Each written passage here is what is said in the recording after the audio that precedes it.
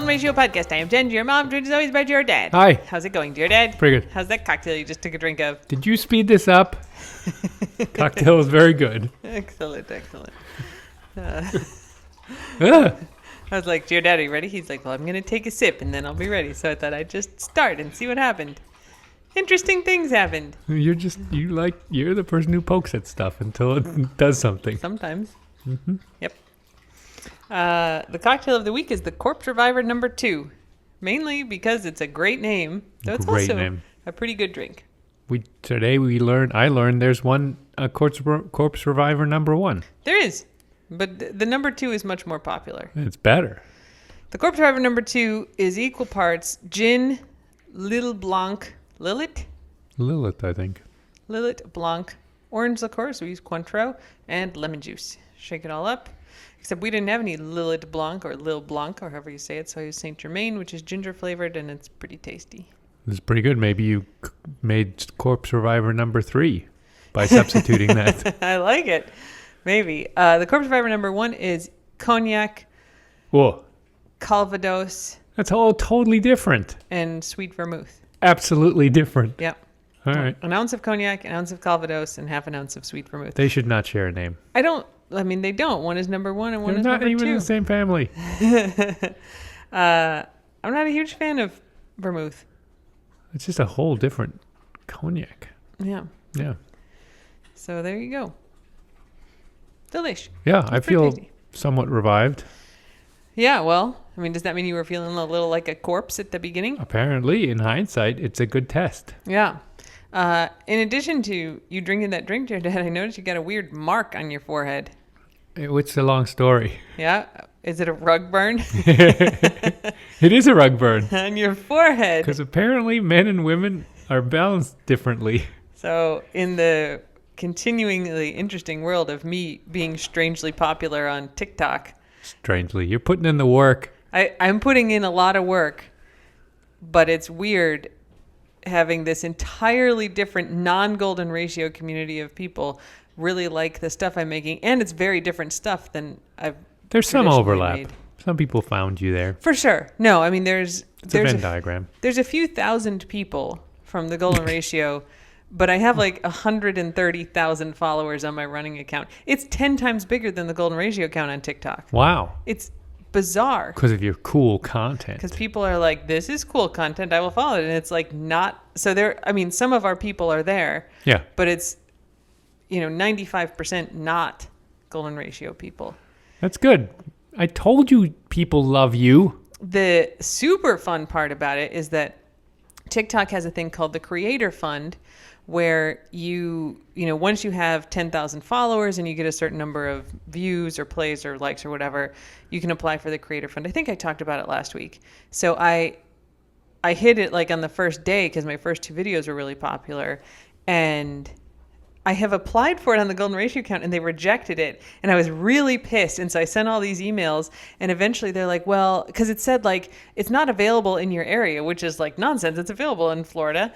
And so I was like, what the heck, you guys? What the heck? And so, 3 weeks later, I get a response that is like, well, you weren't in line with the community guidelines, which are like no nudity. So obviously that's not the problem. Like no harassment. That's not the problem. The dogs are not wearing clothes, though. Well, yeah, there's a lot of dog accounts though. So I don't think that's it. None of them wear clothes. So it was something like not manipulating like the number of views or followers. So my guess is that when I was like, hey, everybody come follow us on TikTok, that we had this really unnatural looking, like a bunch of people signed up, and I was like, oh, I'm sorry. So my 600,000 followers from other platforms who I asked to follow me on TikTok, like that looks a little sketchy to you. Like, screw you guys. They're like, well, you can apply again in 30 days. Nope. Anyway, I will definitely apply again in 30 days. But I was like, okay, like I'm going to get some money for my content for heckin' change. Yeah. And so the golden ratio now, we got to wait like 3 more weeks or whatever. I check every day, but we got to wait. Where does the money come from? So TikTok has a fund, and they distribute it among creators based on how many views you get. And that money, TikTok makes money from advertising. There's ads on TikTok. Let me think. There's ads. Occasionally, like in between videos, they'll show an ad, right? Mm-hmm. Or when you log on. Yeah. When you log on, always. Yeah. And then they do some partnerships too. And yeah, there's some promoted stuff, yeah, I guess. Yeah. So basically, yeah. It's not as cluttered as like Instagram is yet, but it's maybe getting there. I gotta say, like, it's working because I'm working much harder to make content for TikTok because, like, so I applied to have the Jen Runs with Dogs page in the Creator Fund and it got accepted. And it got accepted right before my video that now has like 4.5 million views went up. Right. So all those views I got paid for. So I've had an account for like a week, right? I guess a week and a half. I made like $300 in the first 3 days. Sweet. Which isn't like money you can live off of, but that's tequila real money for a week. Sure.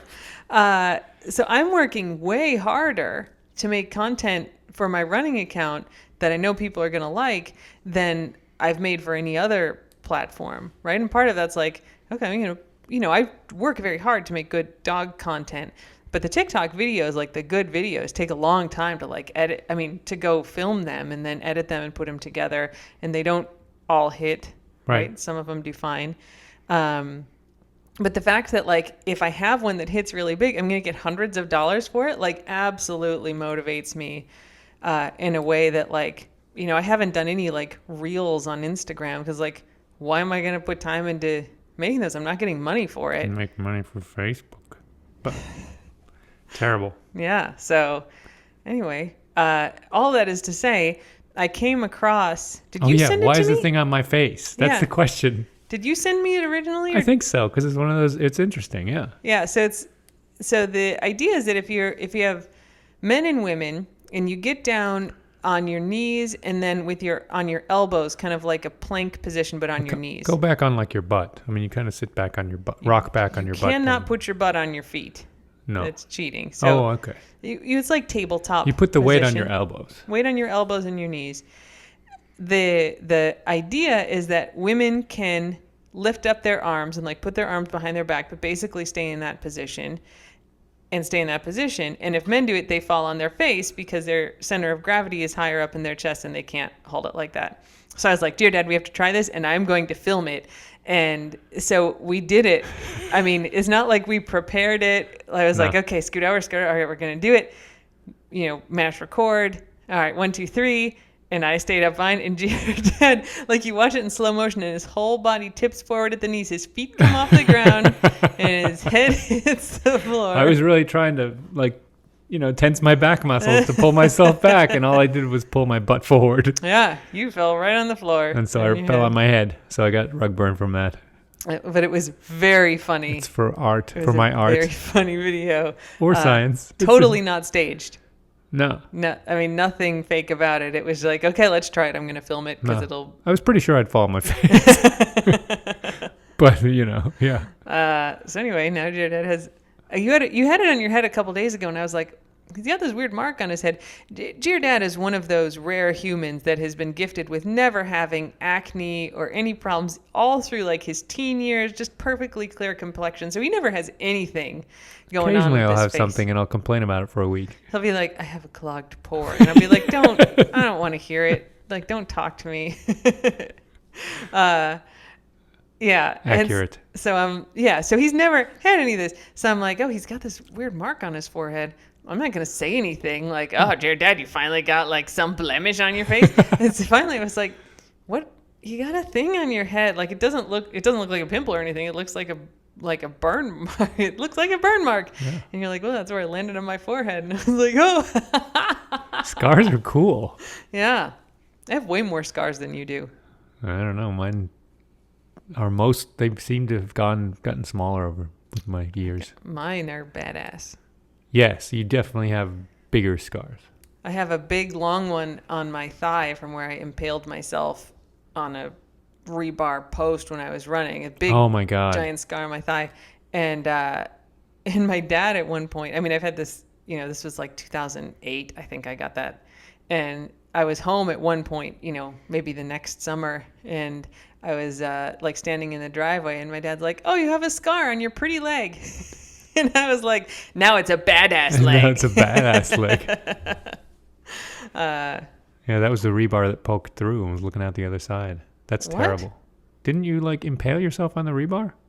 I did. Yeah. It did not go all the way through my thigh. Oh, then that's good. I would be dead. I'm remembering the way you told it, and I'm thinking, man, it probably went all the way through. Oh, I'll draw you a diagram at some point. No, it embedded itself in there. I had to Ugh. pull myself off of it. That I remember. Yeah. Yeah. No, it didn't go all the way through. Oh, that would have. Then you'd have 2 scars. I would. I'd have Cool. the exit wound. I don't have that. That's very dramatic. Sorry to anyone who was like eating breakfast and didn't expect that. It's fine. Okay. I mean, I'm sure they lost it with my rug burn too. Did I mention I have rug burn on my You face? sure do. Anyway, you can follow the Golden Ratio 4 or Gen Runs with Dogs on TikTok. And I was trying for a while to put all the TikTok content also over on like the snaps and whatever. And it's just like I'm making a little bit more where it's like hard to do that. So there's new and different content over on TikTok. It's not technically completely easy either, right? Takes a little time. It's a process. And like it's sort of easy to put some of it on Instagram in the stories, kind of, but it's a process. So you don't have to get the app. Like the app's a little bit sketchy. I have it. But if you just want to consume content, you can just do it on the web. Like you can go to TikTok.com and sign up and whatever, follow people, do all the stuff that you want to do. I think it's hard to search if you're not logged in, though.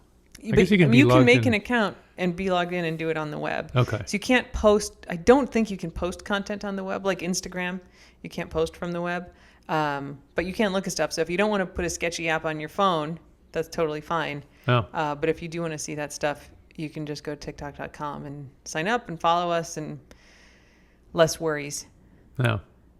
For what it's worth, as putting on my cap and gown as a professor who studies this stuff, I mean, there's definitely sketchy stuff with the TikTok app, but it's as sketchy as lots of other social media apps. Frankly, I think maybe I trust TikTok more than Facebook. I don't have the Facebook app on my phone. Me either. Which is not to say that you should trust TikTok, but rather if you've got a bunch of other apps, TikTok's kind of doing, stuff that I think totally shouldn't be allowed to be done, but is done by a lot of social media apps. But yeah, if you don't want it, you can just do it on the web, and then you can see all the stuff. Yeah.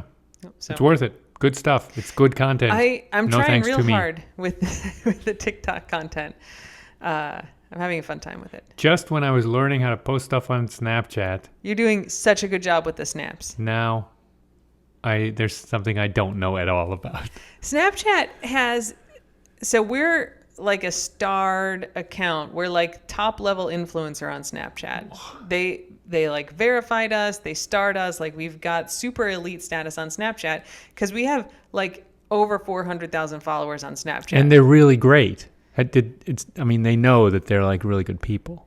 So I've had a call or like a Zoom with people at Snapchat, and they're like, our whole team like loves you. Like the engineering team is like, why haven't you gold starred the Golden Ratio yet? So apparently like people in Snapchat watch our snaps and think they're great and know who we are, which is pretty cool. It's a good affirmation of how good our dogs are. Yeah. So they launched a new feature called Spotlight, which is basically like the For You page of TikTok. It's designed to be a TikTok competitor because TikTok was, obviously stealing a lot of people away from Snapchat.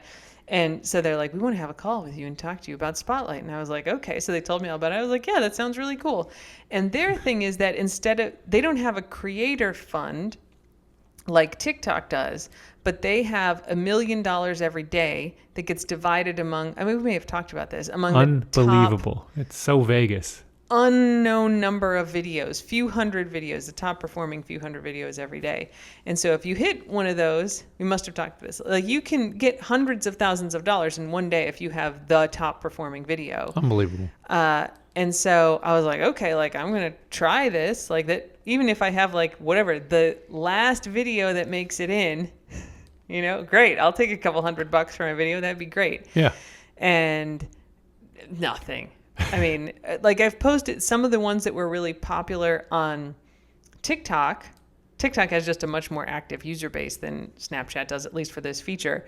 So then I'll put them over on Snapchat and like they do fine, right? Like the inbred dog video with Guac with the bread on his nose, like that did, that got 700,000 views on TikTok, and it got probably 75,000 views on Snapchat, which is high. That didn't get in there. Yeah. Some of mine that have done really well, like the one with, 4 million, 5 million views, like it got 20,000 views on Spotlight. Like it's just, I don't know what it's looking for.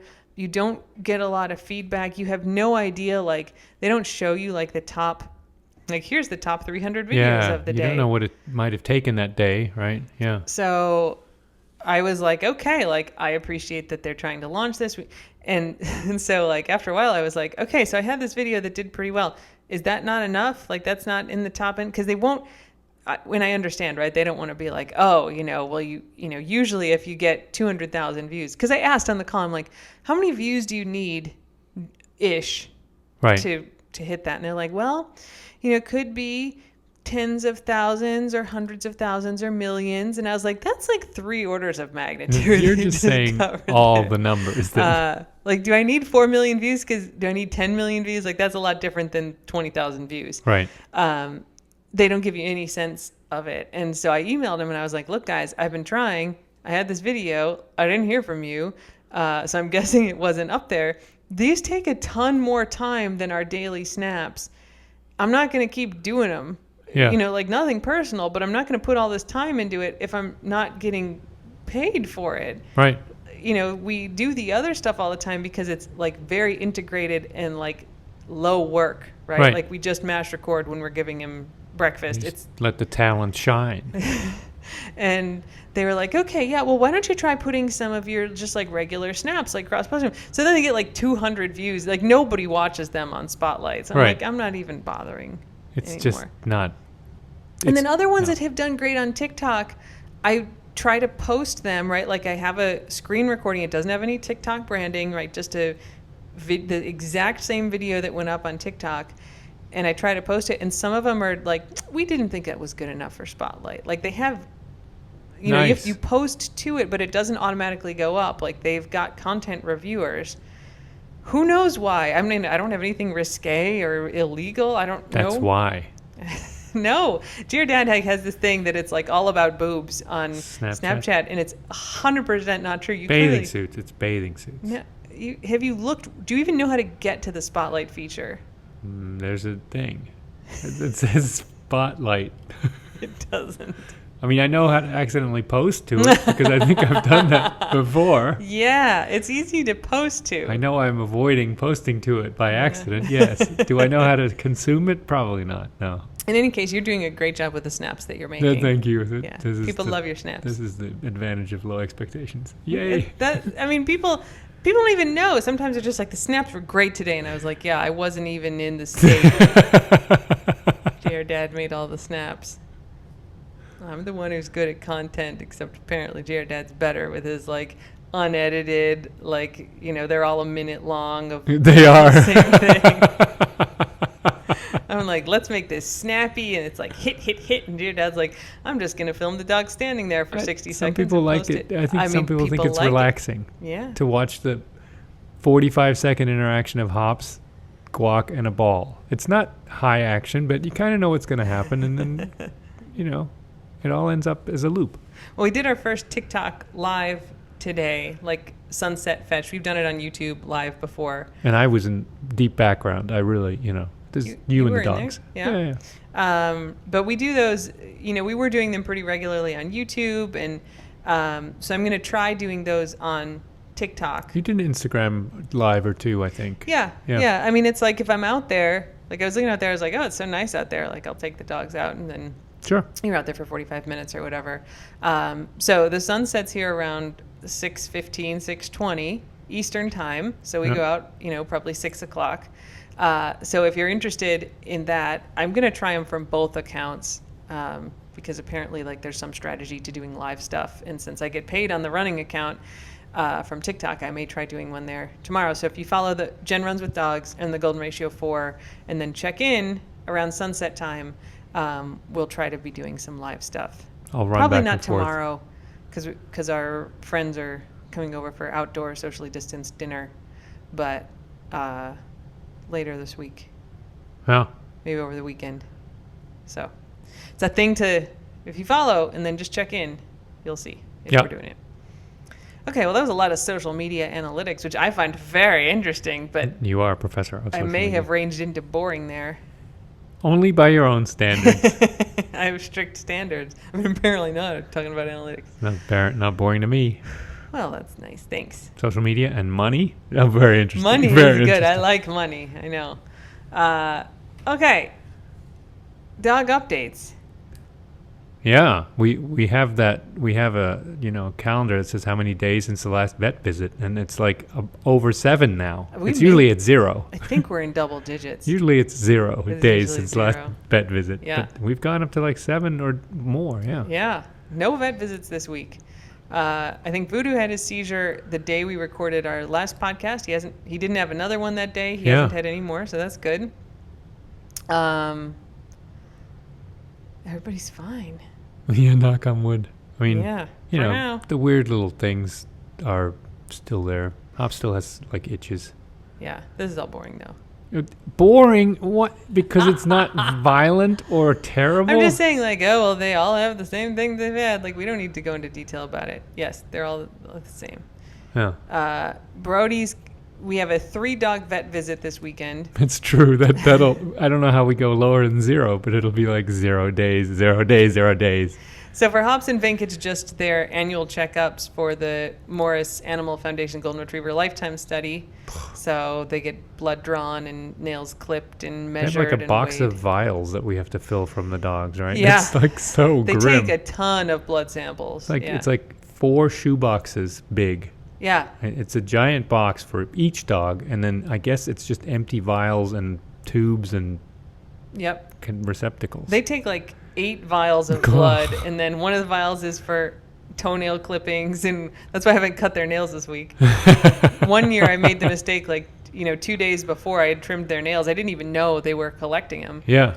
And then we go in and it's like, oh, they need nail samples. And I was like, well, great. I cut their nails 2 days ago. They're in the carpet somewhere. Yeah. They're in the vacuum. And they do fur samples. I think they're vampires, actually. Who? The Morris people. Oh, they're not. They do really good work. With all that blood. So anyway, that's on Saturday. So they're both going in for that. And then Brody's going in to hopefully get his anti-anxiety meds adjusted. He has been doing better. I've been trying to get him to go for walks in the afternoon because even though we don't go far, it does tire him out and makes him calmer. But I'm not sure his anxiety meds are where they need to be. Yeah, he still has some unexplained sounds, Stands noises. there and looks at me and will climb on us sometimes, definite anxiety. Yeah. So. I mean, I think it's all coming out now. Yeah. And it was repressed before, but he had a crappy life, poor guy. So that's on Saturday, evening, a 5 p.m. visit. So that'll be fine. And yeah, Voodoo's fine. Guaco Man is good. Everybody's doing good. Aquaman's weird. So, yeah. You know what? You all just need to accept limited dog updates for the short amount of time that we have limited dog updates because something's going to happen. Yeah, the good news is that there's no bad news. Yep. So Yep. let's just go with that again. I guess there's a better way of saying that. There has been a saying, no news is good news. Is really that's where I was Did going you just come up with that? No. Oh. I mean, yes, but I realized it existed already. What did you come up with this week where you're like, I need to tell people this? And I was like, yes, that's such a white guy thing. I can't to be remember like, what I it- have just discovered this thing that I know. tons of people. It was terrible. I was making fun of you a little bit. You did recognize oh, this is a thing that people have realized for a long time that I've just figured out. I should tell someone. I was being sarcastic at I that know. point too, but I can't remember what it was. Yeah. All right, well, let's do our conch life. Yeah. What was the other one we were going to do? The brandishing? We were going to read the story. Dead body floating around in the freaking Dead ocean.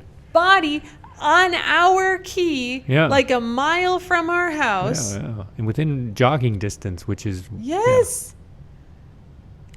We don't know how he died. Foul play is 62-year-old not- man floating around Yeah. by the local motel. Yep, the Sugarloaf Lodge. Yep.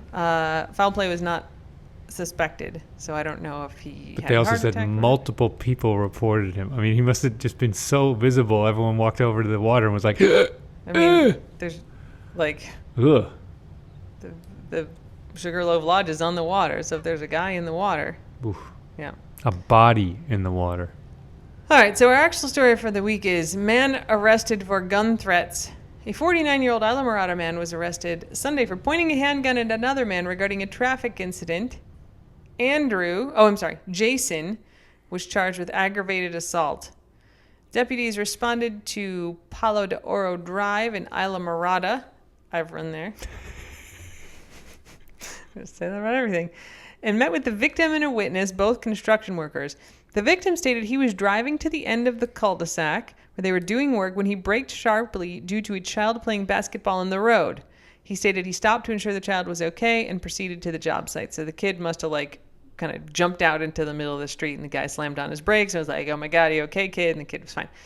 So this is a 1-block street. I would just like to add, right? This is one of those neighborhoods where there's like one central street and then there's a bunch of dead end single block streets. Okay, so construction worker brakes, doesn't hit the kid, checks he's okay, goes to the end of the single block where he's working on a house.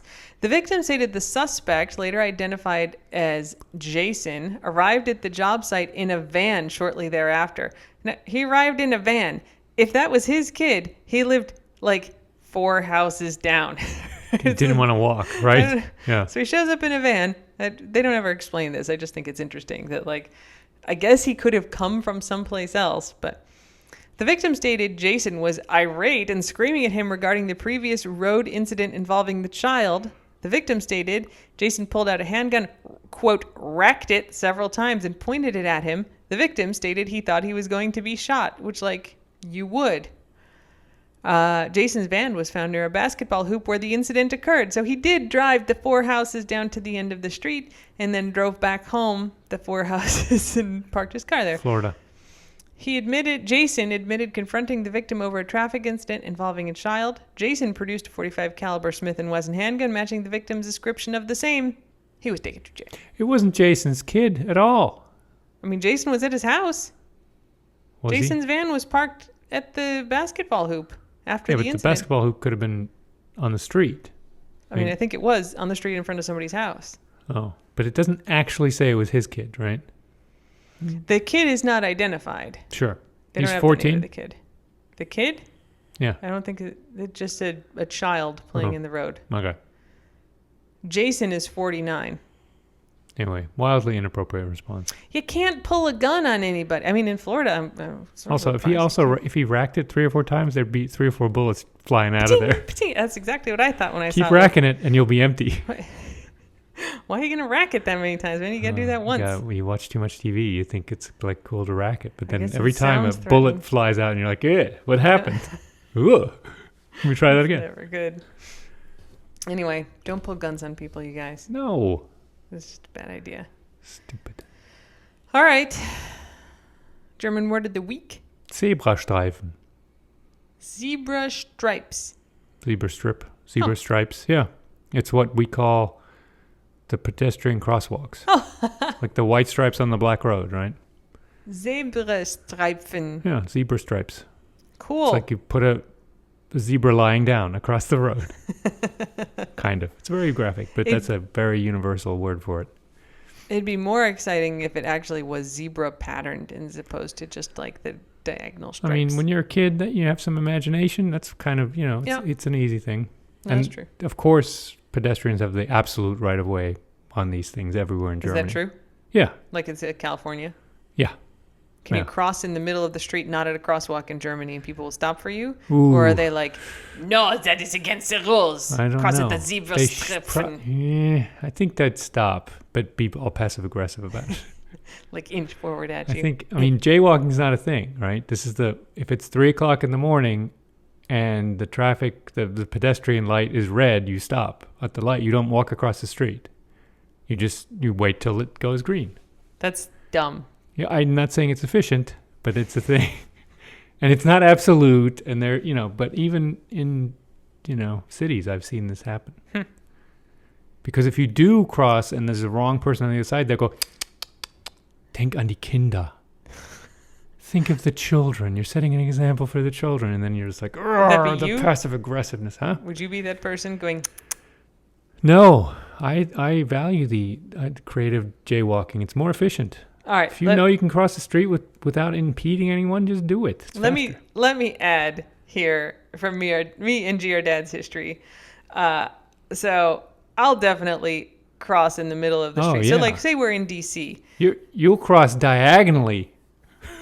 through an intersection. No, across the street. You don't go perpendicular. It's an awful experience. Let's explain what all this means. Yes. When he says I'll cross diagonally, he means that he wants me to cross at a perfect 90-degree angle with the sidewalk. You're right? like on the road surface for the maximum amount of time. It's not like I'll walk a whole block like down, but Almost. if I'm like, say, on the street and I want to go to like a restaurant that's across the street, but like two like doors down from where I'm standing, I will just walk directly to the other one. Diagonally across the street. So sort of diagonally across the street.